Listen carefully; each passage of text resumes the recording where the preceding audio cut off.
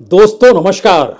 ये सवाल वाकई बहुत बड़ा है कि अगर 2024 में मोदी सत्ता से बाहर हो गए तो अगली सरकार इस देश की अर्थव्यवस्था को संभालेगी कैसे और चलाएगी कैसे।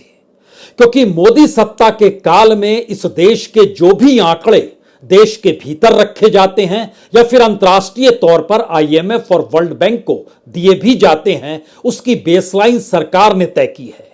उन आंकड़ों को राजनीतिक सुविधा के हिसाब से दिया जाता है।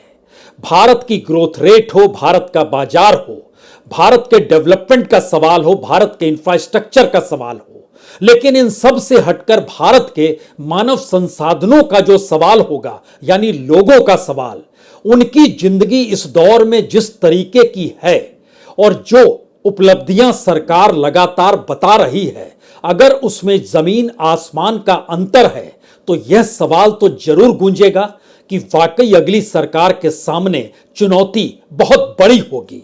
लेकिन एक क्षण के लिए जरा यह सोचिए, जब तमाम राजनीतिक दल चुनाव में खुद को झोंके हुए हैं, ऐसे वक्त में मोदी सरकार 2024 के बाद भारत की अर्थव्यवस्था को लेकर कौन सा खेल करेगी और उसकी तैयारी क्या अभी से शुरू हो चली है। यानी 2014 के बाद से इस देश में जो भी सरकारी कंपनियों को कौड़ियों के मोल बेचा गया या फिर जिसकी भी कीमत इस देश के भीतर अपने कॉरपोरेट मित्रों के आश्रय मोदी सत्ता ने लगाई, उसमें राजनीतिक सवाल लगातार गूंजते चले गए और यह सवाल धीरे धीरे बड़ा होता चला गया कि सरकार अब कुछ भी अपने हिस्से का रखना नहीं चाहती है। वो चाहती है कि सब कुछ निजी हाथों में दे दिया जाए। तो क्या वाकई 2024 के बाद की तैयारी मोदी सत्ता कुछ इस तरीके से करने में जुट गई है, जिसके बाद जो स्थिति इस देश के भीतर में तमाम सरकारी संपत्तियों को लेकर, तमाम संस्थानों को लेकर और यहां तक कि सरकारी बैंकों को लेकर भी जो होंगे, वह ना सिर्फ चौंकाने वाले हैं बल्कि उसकी तैयारी किस रूप में कैसे इस दौर में खड़ी हो चली है। और क्या मोदी सत्ता ये मानकर चल रही है कि 2024 में जब वो लौटेंगे तो जो इकोनॉमी अभी तक निजीकरण के आश्रय चलाने की उसकी सोच थी, उसमें अभी तक रफ्तार आ नहीं पाई है, लेकिन 2024 के बाद एक ऐसी रफ्तार इस देश में आएगी जैसा सेल आपने कभी नहीं देखा होगा। तो क्या 2024 के बाद की अर्थव्यवस्था के मद्देनजर मोदी सरकार मौजूदा वक्त में, चाहे वो आरबीआई हो, चाहे वो नीति आयोग हो, चाहे वो फाइनेंस मिनिस्ट्री से जुड़े हुए नौकरशाह हो, चाहे वह दीपम से जुड़े हुए अधिकारियों की पूरी फहरिस्त हो, इस दौर में अलग अलग फाइनेंशियल मिनिस्ट्री को लेकर जो भी रूपरेखा तैयार की जा रही है, वह कल्पना के परे है कि 2024 के बाद क्या कुछ बिक जाएगा। बैंकों का निजीकरण शायद अब पहली फहरिस्त में सरकार के आकर खड़ा हो चला है और अभी तक नहीं बल्कि 2021 से ही यह सवाल लगातार उठते रहे कि किन बैंकों को बेचा जाए, किन बैंकों को निजी हाथों में सौंपा जाए, लेकिन यह बात अमल में आ नहीं पाई। उसके बाद अगला सवाल था कि भारत पेट्रोलियम तक को लेकर किस रूप में बेचा जाए, लेकिन बात उभर नहीं पाई, बात संभल नहीं पाई। उसके बाद इस देश के लगभग 36 पीएसयू का नंबर आया, उनको किस तरीके से बेचा जाए। लेकिन इसी दौर में जो कुछ कॉरपोरेट करीबी थे, मित्र थे, उनके ऊपर जो जांच हुई, उस दायरे में एक झटके में यह डिसइन्वेस्टमेंट रुका, निजीकरण रुका और जो मोनेटाइजेशन था, जो बकायदा एक नेशनल मोनेटाइजेशन पाइपलाइन क्रिएट की गई 2025 के मार्च तक के लिए कि 6 लाख करोड़ रुपए इस दौर में सरकार के पास आ जाने चाहिए, अब उसमें भी रफ्तार 2024 के बाद आएगी। तो पहला सवाल, इलेक्शन तक इस देश के भीतर में निजीकरण, मोनेटाइजेशन या डिसइन्वेस्टमेंट हर प्रक्रिया रुकी हुई है, लेकिन 2024 से पहले जितने भी महीने हैं, इसमें सरकार के तमाम अधिकारी अब जुट गए हैं कि जैसे ही 2024 में सत्ता आएगी, उसके बाद इस देश में जो सेल सरकारी संपत्तियों की लगने वाली है, उसकी फहरिस्त आप सिर्फ गिनते रह जाएंगे और उसके दायरे में पहला नंबर बैंक का क्यों होगा और क्यों होने की जरूरत है, और बैंक की बुक इस दौर में क्यों ठीक की गई, इतना माफी पैसे का क्यों किया गया, जिसको बट्टे खाते में पैसा डालना कहते हैं या रिटर्न ऑफ कहना कहते हैं।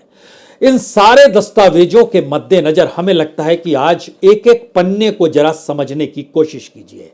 शुरुआत हम बैंक से करना चाहते हैं, क्योंकि बैंकों को बेचने के लिए सरकार तैयार है, और सिर्फ उसे अब यह समझ में आ गया है कि जो अमेंडमेंट करना है बैंकिंग कंपनीज के दायरे में, acquisition and transfer of undertaking act 1970 और 1980, उसके बाद फिर कैबिनेट को डिसीजन लेना, और यह सब कुछ 2024 में चुनाव जीतने के बाद तुरंत हो जाएगा। लेकिन उससे पहले जो बैंक में काम करने वाले लोग हैं वह एक बात समझ लें, या जो सोचते हैं कि जब निजी हाथों में बैंक चला जाता है तो उसके बाद शानदार तरीके से काम होता है, तो एक क्षण के लिए जरा यह समझ लीजिए, इस देश के भीतर बैंकिंग से जुड़े हुए लोगों की जो नौकरियां थी, उन नौकरियों में लगभग 4.5 लाख नौकरियों की कमी आ गई। सरकार ने जो इस दौर में मर्जर किया, और अब जब प्राइवेट दिशा में वो बढ़ेगी तो उसके बाद किस स्थिति में इस देश के भीतर नौकरियों का सवाल होगा, यह एक सवाल है। दूसरा एक और सवाल है इसके साथ जुड़े हुए, पीएसयूज का भी। उसके भीतर भी कितनी नौकरियां कम हो गई, उसकी तादाद तकरीबन 3.5 लाख है इन 9 बरस के भीतर में। यानी बढ़ती हुई नौकरी नहीं है, घटती हुई नौकरियां हैं। तो बहरहाल 2020-21 का जब बजट रखा जा रहा था तो याद कीजिए उस समय आईडीबीआई और जनरल इंश्योरेंस कंपनी को बेचने का जिक्र था। उसके बाद 2 नाम और उभर कर आए, वो सेंट्रल बैंक ऑफ इंडिया था और इंडियन ओवरसीज बैंक था। अब टारगेट इस रूप में है जिसमें फाइनेंस मिनिस्ट्री से जुड़े हुए अधिकारी, नीति आयोग से जुड़े हुए अधिकारी और आरबीआई के डायरेक्टर्स की जो पूरा बोर्ड है उससे जुड़े हुए अधिकारी ये देख रहे हैं, तय कर रहे हैं कि दरअसल अब बेचने की दिशा में बढ़ना है, और इसमें जो आने वाले वक्त में बैंक बेचे जाएंगे उसमें जो छोटे बैंक हैं जिनकी पोजीशन अच्छी है, और खुद आरबीआई जब ये कहने लगता है और बैंक कहने लगते हैं कि देखिए एनपीए पहले की तुलना में उसका परसेंटेज कम हो गया है, तो जरा आप एक क्षण के लिए सोचिए कि जब परसेंटेज एनपीए का कम हो गया, इस दौर में कितना माफी सरकार ने कितने करोड़ों रुपए की दी होगी। क्योंकि खुद आरबीआई का आंकड़ा कहता है कि देखिए एनपीए मार्च 2018 तक 14.6% था, और उसके बाद दिसंबर 2022 तक यह घटकर 15.53% हो गया। कोई भी इस आंकड़े को देखेगा तो कहेगा सही बात सरकार कर रही है, आरबीआई सही बात कर रहा है। लेकिन सवाल है कि जो एनपीए था उसको बैंक की किताब से हटाने के लिए जो रिटर्न ऑफ किया गया 2014 से 2018 तक 7,13,402 करोड़ रुपए माफ किए गए। इसमें पब्लिक सेक्टर के बैंक और शेड्यूल कॉमर्शियल बैंक दोनों को दी गई जो रिटर्न ऑफ की रकम है, दोनों मिलाकर ये रकम है 7,13,402 करोड़, जिसमें से 3,16,507 करोड़ पब्लिक सेक्टर बैंक है और शेड्यूल कॉमर्शियल बैंक का 3,96,895 करोड़ है। अब जब सरकार कह रही है कि नहीं बेचेंगे इसलिए क्योंकि बैंकों की स्थिति ठीक हो गई, तो दरअसल अंतर्राष्ट्रीय तौर पर जो प्राइवेट पार्टीज होती है उन्हें बताना पड़ता है कि देखिए एनपीए बहुत ही कम है और बुक बहुत अच्छी है, तो अब आप इसको खरीद सकते हैं और उसके बाद सरकार उनसे पैसा लेगी। लेकिन जब 5.53% का जिक्र करते हैं कि 18 के बाद से 2022 तक घट के ये इतना आ गया, तो माफी कितनी हुई जरा कल्पना कीजिए कि पब्लिक सेक्टर बैंक से 2018 से 2022 के दिसंबर तक 6,06,509 करोड़ रिटर्न ऑफ किए गए और जो शेड्यूल कॉमर्शियल बैंक हैं वह 8,48,142 करोड़ रुपए रिटर्न ऑफ किए गए। दोनों को मिला दीजिएगा तो 14,54,691 करोड़। यानी पहले फेज में जब 14% था तो माफी दी गई थी 7,13,000 करोड़। दूसरे फेज में जो एनपीए का परसेंटेज कम दिखाया जा रहा है, माफी दी गई है 14,54,000 करोड़। तो बैंकों के भीतर परसेंटेज तो कम होगा ही। अब उसकी जो पूरी की पूरी कमेटी अपने तौर पर क्रिएट कर रही है, उसमें छोटे बैंक और जिनके रीजनल प्रेजेंस भी दिखाई देते हैं, उसमें सेंट्रल बैंक का जिक्र है, इंडियन ओवरसीज बैंक का जिक्र है, यूको बैंक का जिक्र है। और ये सारी बातें आ रही हैं कि इस रूप में सरकार क्या 2024 के बाद एक ऐसी रफ्तार के साथ इस देश में सरकारी संपत्तियों की सेल लगाने वाली है, जिसको चाहे वो खरीद ले, अगर जिसके पास पैसा है। तो इकोनॉमी और 5 ट्रिलियन का सपना जो देखा जा रहा है, उसके पीछे यही वो इकोनॉमी है।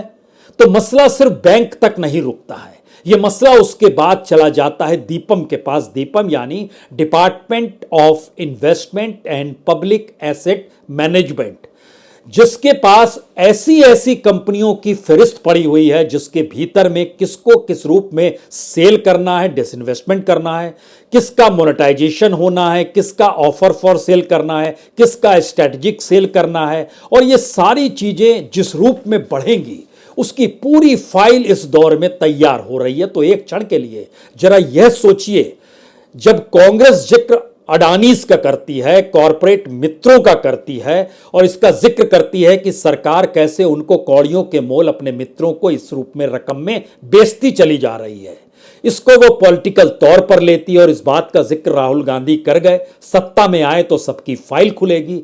लेकिन सत्ता में नहीं आने की परिस्थिति को मोदी सरकार मानकर अभी से यह तैयारी कर रही है। और इसीलिए हमको लगता है, एक फहरिस्त को जरा समझिए, इस देश के भीतर में लगभग जो पीएसयूज जो इस दौर में काम कर रहे हैं, वो कितनी बड़ी तादाद में हो सकते हैं, और उसमें से कितनों को आइडेंटिफाई किया गया है। 176 जो सेंट्रल पब्लिक सेक्टर अंडरटेकिंग है, सभी को बेचना है। उसमें से 60 को आइडेंटिफाई किया जा चुका है, ये नॉन स्ट्रेटेजिक सेक्टर के तहत आते हैं। और इनके जरिए जो डिपार्टमेंट ऑफ पब्लिक एंटरप्राइजेज है और नीति आयोग है, ये अपने तौर पर वहां की परिस्थिति को लगातार परख रहा है, और उसके बाद वह 2024 की दिशा के बाद बेचने की स्थिति में आकर खड़ा हो जाएगा। इससे पहले जो नवरत्न की भी कंपनियां थी, उनको भी बेचने का जिक्र था। उसमें एक कंपनी जैसे कॉन्कोर है, उसको अडानीज खरीदना चाहते थे। कुछ माइनिंग और स्टील से जुड़ी हुई कंपनी थी, इसको वेदांता ग्रुप यानी अनिल अग्रवाल खरीदना चाहते थे। लेकिन संयोग से दोनों जांच के दायरे में आ गए, तो एक झटके में चीजें पलट गई, या रुक गई, या स्थिर हो गई। और सरकार की सबसे बड़ी मुश्किल यह है कि जिस लिहाज से इस देश को वो चला रही है, उसमें अगर उसने नोट छापना बंद किया, लोन लेना बंद किया, इस तरीके से पैसों की कमाई बंद की, तो देश किस रूप में चल पाएगा, यह भी एक सवाल है इकोनॉमी के लिहाज से। लेकिन बहरहाल इसमें जो स्ट्रेटेजिकली चीजों को रखा गया है, मान लीजिए उसमें हम जिक्र करते हैं कि जून के महीने में जिक्र हुआ था कि जो हुडको है, housing and urban development corporation है, 7% उसको बेचा गया। उसके बाद अक्टूबर में उसका जिक्र शुरू हुआ और उसको सेल करने का जिक्र आया। लेकिन सवाल है, इससे काम नहीं चलेगा, बात तो इसके आगे की है, जहां पे और शेयर बेचे जाएंगे। SJVN लगभग 5% शेयर, उसको बेचने का जिक्र हुआ। बात इससे भी नहीं खुलती है, क्योंकि जब सेल लगती है तो एक लंबी कंपनियों की फहरिस्त होनी चाहिए। IDBI 15,000 करोड़ मिलेंगे, उसमें LIC के 49.24% है, सेंट्रल गवर्नमेंट के 45% है। अब सवाल है कि जो गवर्नमेंट के पास है, और LIC जैसी संस्था जो कि अपने तौर पर अपने IPO से भी उतना ना कमा पाई, तो देश की इकोनॉमी की परिस्थिति को समझिए। LIC भी IPO के जरिए 21,000 करोड़ की कमाई करनी थी, नहीं हो पाया। तो क्या मतलब है इसका? IDBI नहीं, shipping corporation of India, BEML limited, conquer का जिक्र है जो 12,000 करोड़ का जिक्र था पहले रेलवे का, इसमें इंटरेस्ट था, वो इंटरेस्ट भी खत्म हो गया। उसको लेकर फिर रेलवे में चूंकि बड़ा काम अडानीज का है, उनका भी इंटरेस्ट था, लेकिन जांच के दायरे में आ गए तो वह भी दरकिनार हो गई। भारत पेट्रोलियम को जिक्र है, 50,000 से 60,000 करोड़ की सरकार की कमाई हो जाएगी, लेकिन एक झटके में उसके भी खरीदार नहीं। जिस दौर में तेल को लेकर और रिफाइनरी को लेकर कमाई हो रही है, जब उस दौर में भारत की कंपनी को लेकर देश के भीतर और बाहर कोई पार्टी नहीं मिल पा रही है, तो एक क्षण के लिए फिर समझिए भारत का बाजार कैसा है, भारत के भीतर में लोगों के पास कितना पैसा पड़ा है। और इस जगह पर आकर कोई कंपनी में इतनी पैसा देकर खरीदने के बाद क्या कमाएगा, यह भी उसके सामने एक सवाल है। यह सवाल ठीक वैसे है जैसे एक क्षण के लिए बैंक को अगर याद कर लीजिए कि बैंकों की क्या स्थिति थी, तो बैंक जितना कमाकर सरकार को देते थे वह एक झटके में बढ़ गया। एक झटके में बढ़ने का मतलब है कि फाइनेंशियल ईयर पिछले साल में तकरीबन 66,539 करोड़ रुपए बैंकों का डिविडेंड था। 2023 फाइनेंशियल ईयर में बढ़कर 1,04,649 करोड़ हो गया। ये बढ़ा इसलिए क्योंकि जो रिटर्न ऑफ किया गया और बुक से हटाया बैंकों ने, उसकी जो भरपाई और जो कलेक्ट करने बैंक के लोग निकले, तो उस कलेक्ट वाले भाव को भी डिविडेंड के तौर पर जोड़ दिया गया और सरकार ने वो पैसा भी ले लिया।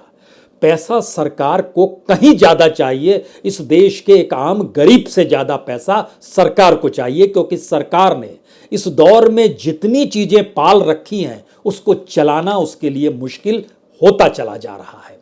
और जब हम जिक्र कर रहे हैं IDBI, shipping corporation of India, BEML, conquer, Bharat petroleum, central electronics limited, यहां तक कि कोल इंडिया तक में स्टेक बेचने की जरूरत क्यों पड़ी, यह कोई भी सवाल कर सकता है कि 4,185 करोड़ में स्टेक सेल करना, आगे 4,235 करोड़ में और स्टेक सेल किए जाएंगे, इस दिशा तक सरकार बढ़ी।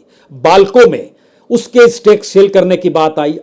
आरडीआ यानी Indian renewable energy development agency, इसमें भी स्टेक सेल करने की बात आई। और एयर इंडिया की परिस्थिति बताने की जरूरत नहीं, और एलआईसी के आईपीओ के जरिए कितनी कमाई हुई कितनी कमाई नहीं हुई यह भी बताने की जरूरत होनी नहीं चाहिए।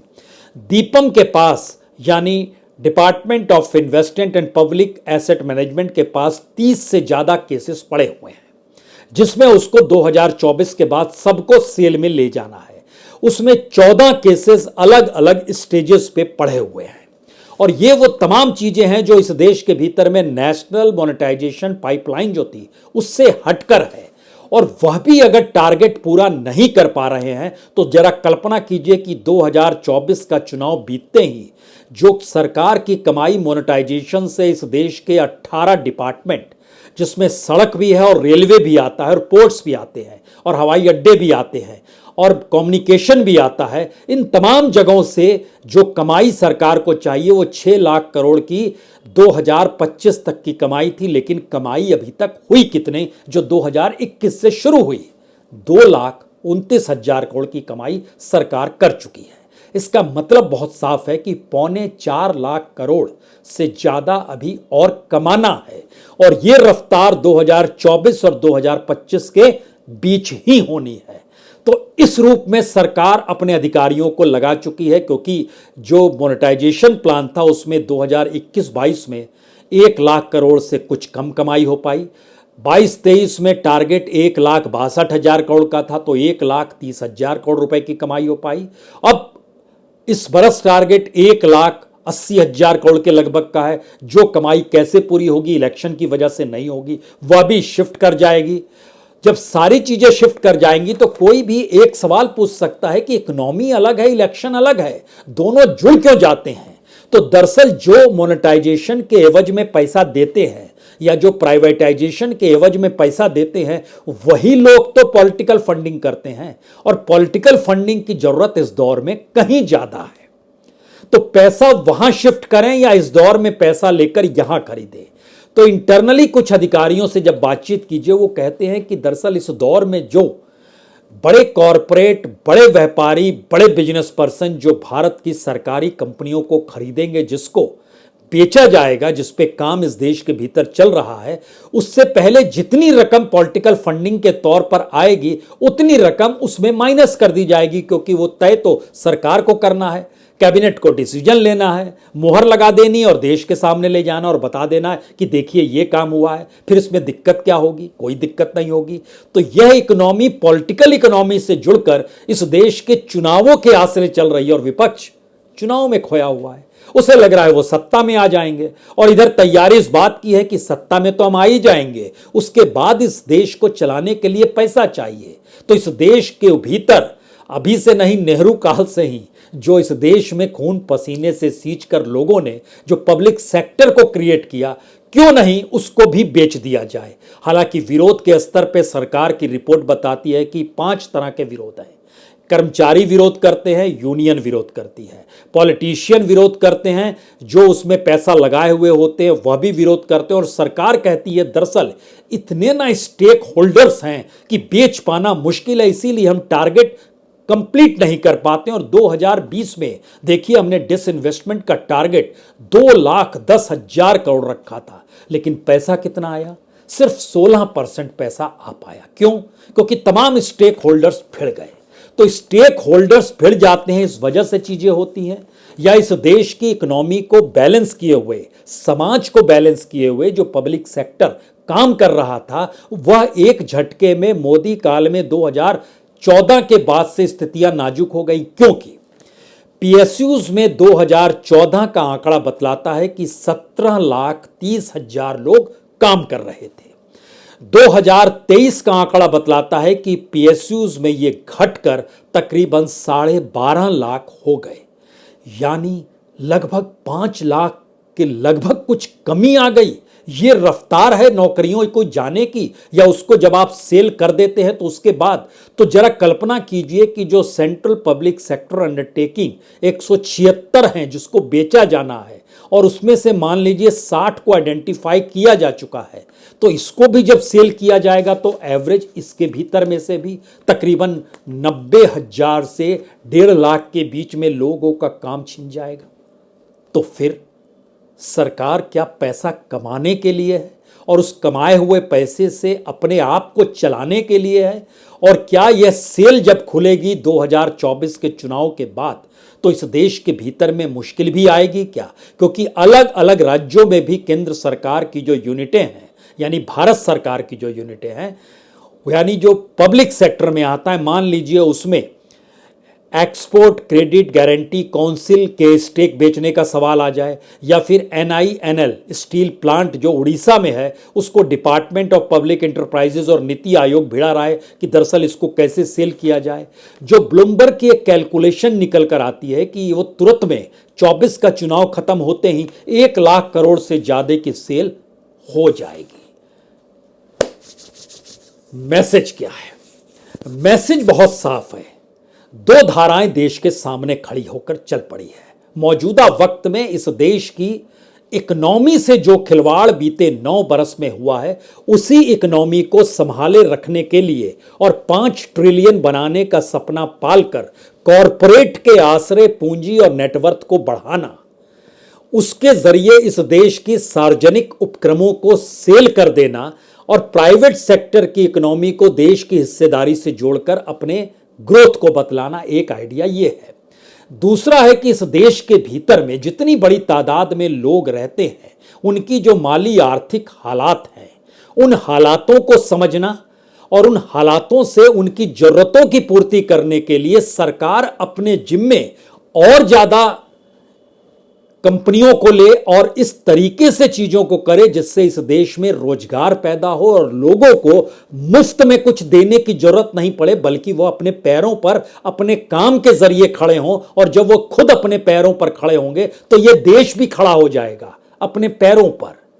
उसे 1000, 100, लाख करोड़ इतने IMF और वर्ल्ड बैंक से पैसा मानने नहीं पड़ेंगे, क्योंकि 2014 में इस देश के ऊपर जितना कर्ज था उसको आप दुगना कीजिए और फिर उसको 50% और जोड़ दीजिए। 150 गुना ज्यादा कर्ज इस दौर में बढ़ चुका है, और फिर भी चीजें अपने अनुकूल इसलिए नहीं है क्योंकि हमारी इकोनॉमी हमारी अपनी संपत्तियों को बेचकर चलाने और भोगने की हो चली है। बाकी आपको समझना है। बहुत बहुत शुक्रिया, बहुत बहुत शुक्रिया।